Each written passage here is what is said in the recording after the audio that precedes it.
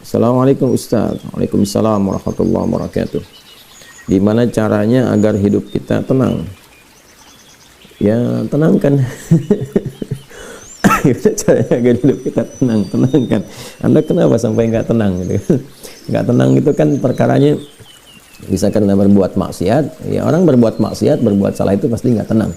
Atau karena, mohon maaf ya, terlalu banyak terbawa oleh urusan dunia, sehingga kehidupannya dipaksa untuk mengerjakan berbagai aktivitas duniawi yang membuat dia terasa lebih sibuk, capek, lelah, sehingga tidak mendapatkan ketenangan yang dimaksudkan. Jadi kalau terlalu banyak ngejar dunia atau juga berbuat maksiat, maksiat dengan ngejar dunia itu berbeda. Ya, kalau maksiat itu sudah otomatis menyalahi ketentuan Allah. Nggak boleh mencuri, nggak boleh korupsi, nggak boleh berbohong. Makanya ketika melakukan, hatinya menolak.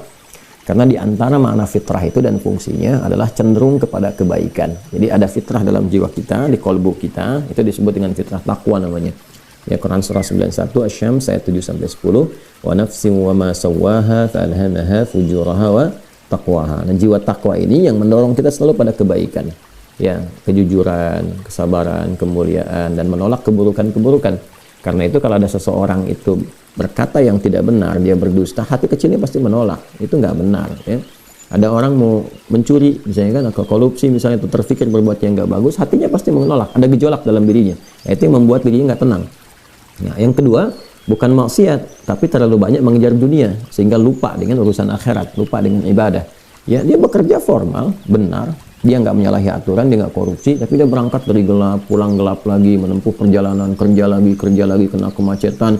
Nah, itu potensial akumulasi ini menimbulkan kepenatan, kegelisahan, capek, lelah, sehingga muncul pencarian. Nah, itulah dunia.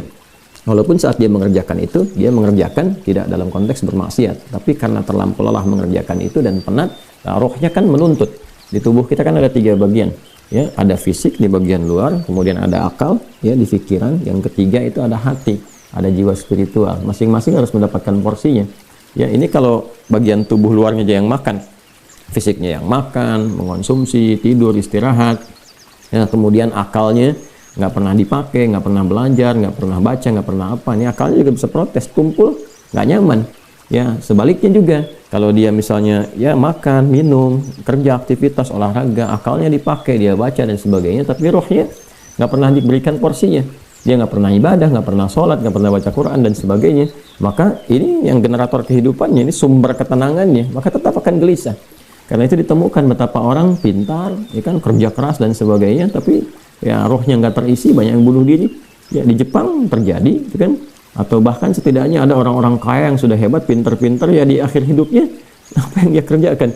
Ya cuma datang terapi, nanam kangkung, nanam cabai gitu kan, datang aja untuk mencari ketenangan karena rohnya nggak terisi.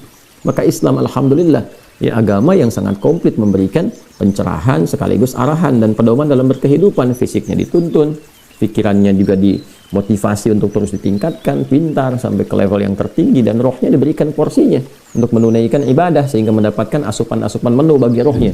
Makanya di kita kan ada sholat, ada puasa, gitu kan? Nah, kemudian ada baca Quran, itu untuk kebutuhan rohiyah kita, untuk memberikan ketenangan. Lalu fisik dipandu, bagaimana cara makan, bagaimana cara beraktivitas, dari mulai bangun tidur sampai tidur lagi kan diatur. Ya. Lalu pikiran turun ayat-ayat untuk menjadikan pikiran itu terlatih kuat, kan, bahkan sampai ke level yang tinggi, jenius dan sebagainya. Turun ayat tentang Iqra, banyak baca, turun ayat tentang tadabbur, afala yang turuna ilal ibili kaifa khuliqat afala yatadabbaruna al-Qur'an, turun ayat tentang riset, inna fi khalqis samawati wal ardi wa ikhtilafil laili wan nahari la ayatil ulil albab, kan, dan seterusnya. Itu supaya semua terstimulus. Nah, jadi kalau ingin tenang, bagaimana cara hidupnya tenang? Seimbangkan 3 bagian tadi. Jadi pikiran kita dilatih supaya kuat, ya, supaya tajam dalam berpikir dan mengarahkan bagian tubuh kita untuk bertindak secara benar.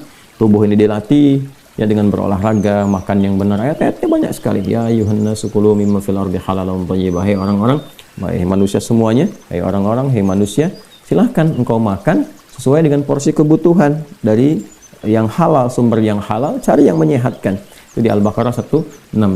Nah, kalau sudah sehat, tubuhnya sehat, dipakai aktivitas, olahraga. Kan banyak hadis-hadis tentang olahraga itu. Alimu auladakum bisibahati warnimaya, kata Nabi, ajarkan anak-anakmu olahraga berenang, atau dengan melentar, atau dengan memanah, atau dengan berkuda. Itu contoh-contoh yang real di era Nabi, yang kiranya bisa menyehatkan. Atau kita riset misalnya olahraga apa yang kira-kira menyehatkan, ya, yang senafas dengan tadi jenisnya. Jenisnya bisa berbeda setiap zamannya. Zaman Nabi nggak ditemukan misalnya olahraga futsal, basket, misalkan bola, apalagi jenis-jenis yang sekarang ada banyak atletik dan sebagainya. Tapi kan kita bisa meriset.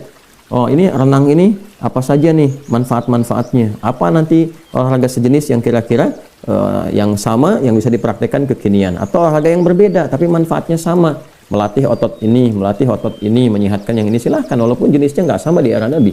Era Nabi misalnya dengan memanah, era sekarang misalnya dengan olahraga menembak, gitu kan, sah-sah saja, silahkan. Yang penting konsentrasinya sama, walaupun dengan alat atau perangkat yang berbeda. Ya, nanti kalau ingin dilatih lagi dengan panahan ya nggak ada masalah. Jangan disimpulkan begini, kalau kalau panahan sunnah, kalau menembak misalnya bid'ah, nah itu sempit dalam berpikirnya. Ya, dan Nabi pun kan visioner. Di zaman Nabi mengatakan, ajarkan anak-anakmu berenang. Berenang di mana? Di padang pasir. Ya kan? Kan tidak mudah mendapatkan tempat renang, ya kan? Nah, tapi kita tarik ke sekarang kan itu visi yang panjang. Kalau di riset, berenang ini adalah olahraga yang menyehatkan otot ini, otot itu, untuk cedera, untuk saraf kejepit, untuk macam-macam misalnya. Nah, itu sesuatu yang bisa kita riset, lalu kita bisa keluarkan jenis-jenis baru yang mengambil dari manfaat itu. Itulah riset. Itulah riset. Nah, terkait dengan ketenangan ini, apa amalan pokoknya? Karena ketenangan bagian dari pikiran yang disupport oleh keadaan jiwa. Intinya di kolbu. Ketenangan itu intinya di kolbu. Jadi kalau kolbunya nggak tenang, hatinya nggak nyaman, hatinya nggak tenang, itu kebawa ke pikiran. Makanya orang-orang kena penyakit hati, sekalipun dia sehat tubuhnya, ya, jenius otaknya, tapi kena penyakit hati. Dia kena penyakit iri. Ya, iri kan iri hati. Saya belum pernah dengar iri akal, iri pikiran, ya, atau iri mata, ya, iri kaki, iri tangan, nggak ada. Yang ada iri hati. Ya, dengki misalnya, ria, itu penyakit hati semua. Makanya orang dengki, orang hasad itu pasti hidupnya nggak tenang. Ya, orang berilmu, tapi dia kena penyakit hati, iri kepada orang berilmu yang lain, itu nggak tenang hidupnya. Ya kan? Orang kaya, tapi dia pendengki, kaya terhadap dirinya sendiri, ya, dan dia dengki dengan kekayaan orang lain, itu gak akan tenang. Dia terus pikirin bagaimana melampaui orang itu, bagaimana supaya dia celaka dan sebagainya. Itu yang sangat berbahaya. Maka untuk menenangkan diri itu, amalan-amalannya tidak ada yang lain kecuali meningkatkan ibadah, meningkatkan amal soleh, meningkatkan ketaatan. Semua jenis amal soleh itu di Quran disebut dengan zikir. Disebut dengan apa? Zikir. Salat misalnya namanya zikir di Quran. Disebutkan dengan zikir. Quran surah ke-20 Taha di ayat ke-14. Innani anallahu la ilaha illa ana fa'budni wa aqimis salata li dzikri. Sayalah Allah, kata Allah, tidak ada Tuhan yang layak dipertuhankan dan disembah kecuali saya. Ya, kemudian kata Allah, fa'budni, maka setelah engkau bertuhan kepada saya, kata Allah, sembahlah saya. Nah, ini kalimat yang paling jelas sekali, nggak ada ambigu, terang, menyebabkan kita memahami bahwa ini kebenaran risalah Islam dari aspek ketuhanan. Ya, silakan Anda komparasikan. Ya, saya sejauh ini saya mengkomparasikan, melihat, membandingkan, saya tidak menemukan kecuali di Islam yang di dalam kitab suci mengatakan langsung Tuhannya langsung, ya, yang berkata saya Allah, kata Allah itu kan, ya, tidak ada Tuhan selain saya. Itu tegas sekali. Ya, menyebutkan saya Allah, nggak ada Tuhan selain saya, sembah saya. Dan biasanya kalau ada kalimat atau informasi yang pede jelas disampaikan, itu menunjukkan kekuatan dan kebenaran.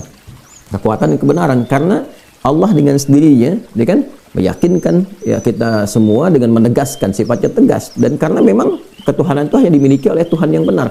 Nah, karena Tuhan yang benar itu mengatakan sayalah Tuhan, dengan pede mengatakan sayalah Allah, ya, nggak ada Tuhan selain saya. Nggak mungkin ada klaim demikian kecuali dari yang memang benar, yang memang pede mengatakan itu, ya, karena benar, karena hak di situ. Ya, dan kemudian fa'bud, disembahlah saya. Ya, sembahlah saya. Dan kemudian dijelaskan menyembahnya bagaimana. Itulah indahnya dalam Islam. Tauhidnya diatur, ya, tentang Tuhannya. Dan kalau Anda misalnya begini, saya logikakan sederhana, ya. Orang-orang kan kalau nggak pakar, nggak punya kemampuan atau nggak sesuai dengan kualifikasi, nggak mungkin mengatakan itu kan.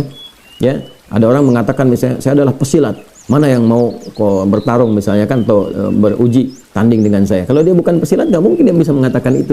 Ternyata dia bukan pesilat misalnya kan, dia cuma pesilat lidah gitu kan, bukan pesilat tangguh, dan nggak mungkin dia mengatakan, pede mengatakan demikian.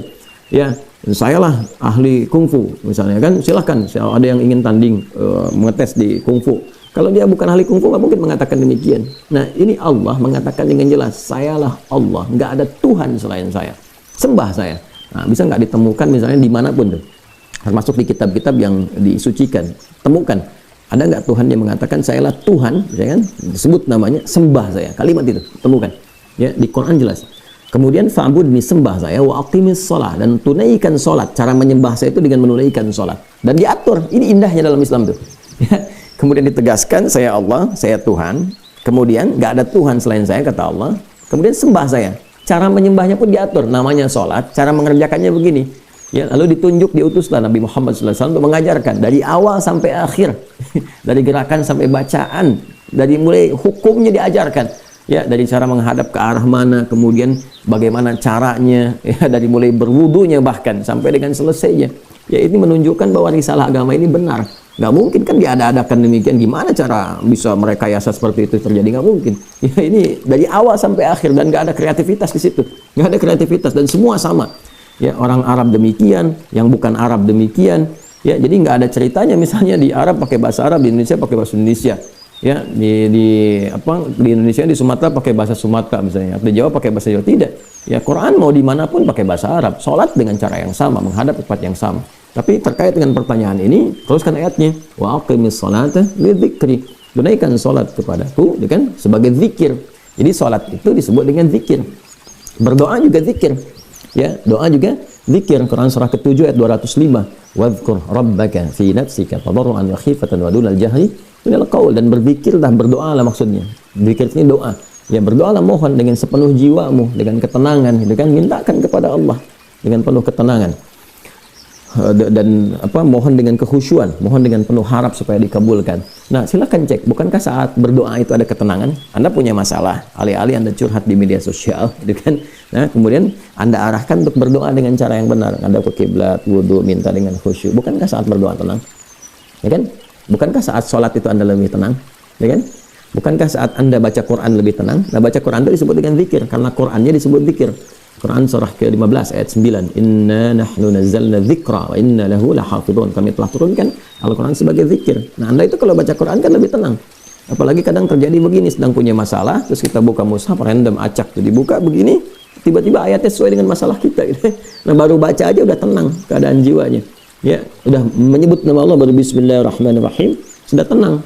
Ya, Quran surah ke-8 ayat kedua, innamal mu'minuna alladzina idza dzukirallahu wajilat qulubuhum wa idza tuliyat 'alaihim ayatuhu zadatuhum imanan wa 'ala rabbihim yatawakkalun. Jadi orang beriman itu kalau disebutkan nama Allah ada getaran konfirmasi di jiwanya, dan kalau dibacakan pada ayat-ayat Allah bertambah keimanan. Iman itu kan sumber ketenangan. Ya, makanya iman itu berasal dari kata al-aman, ulaika lahumul amnu, kan? Ya, alladzina amanu wa lam yalbisu imanahum bidzulmin, ya ulaika lahumul amnu, orang-orang beriman itu kata Al-Qur'an, dan kalau imannya benar maka akan mendapatkan ketenangan dalam jiwanya. Nah, ini kalau dibacakan Quran ada ketenangan dalam diri kita. Kita dengar orang lain baca Quran aja udah tenang, apalagi kita baca sendiri, kan? Apalagi misalnya zikir, ya zikir. Pasca salat kita berzikir, kan amalannya disebut zikir, itu bikin kita tenang. Subhanallah, alhamdulillah, Allahumma antas salam, istighfar. Quran surah ke-4 An-Nisa ayat 103. فَإِذَا قَضَيْتُمُ الصَّلَاةَ فَاذْكُرُوا اللَّهَ قِيَامًا وَقُعُودًا وَعَلَى جُنُوبِكُمْ. Kalau Anda telah tuntas mengerjakan salat, maka berzikirlah. Ya, subhanallah, alhamdulillah, Allahu akbar, wa man tassalam, ya dari astagfirullah dulu awalnya, kan? Nah, itu membuat diri kita lebih tenang, lebih nyaman. Nah, itu semua amalan tadi disebut dengan zikir. Karena itu disimpulkanlah di Quran surah ke-13 Ar-Ra'd di ayat ke-28 ketika Allah berfirman, "Ala bi dzikrillahi tatma'innul qulub." Yakinkan pada dirimu. Ala itu harfu taukid, bukan hanya ikhbar. Huruf untuk menginformasikan sekaligus menguatkan informasi yang disampaikan. Saya tegaskannya, kata Allah, yakinkan pada dirimu dengan meningkatkan zikir kepada Allah, maka akan cenderung berdampak tenang kepada jiwa. Nah, jadi kalau Anda ingin tenang, saya ingin tenang, kita ingin tenang, gampangnya tingkatkan zikir. Zikir itu bentuknya ibadah, baik dengan ibadah fisik seperti sholat, baca Al-Quran, atau ibadah harta dengan bersedekah misalnya, ya, zakat itu kewajiban, infak itu tambahkan. Kalau ingin tenang, cobalah pagi-pagi cari orang-orang yang berhak mendapatkan itu sesuai dengan kualifikasi yang disampaikan Al-Quran dan hadis, jalan, temui, bersedekah, nggak usah banyak dipamerkan, ya, macam-macam bersedekah, sampaikan dengan tulus. Nanti Anda akan mendengar orang itu berkata, Pak, terima kasih Pak, semoga Bapak disehatkan, keluarga juga dilancarkan rezekinya, dijaga oleh Allah kemuliaannya. Oh, itu mahal sekali. Padahal ini dikeluarkan mungkin 5.000, 10.000, tapi bagi orang-orang tertentu itu sangat berharga dan melahirkan doa yang dengan doa itu mengguncang aras dan memberikan ketenangan kepada jiwa. Kan? Wallahu ta'ala a'lam bis-shawab.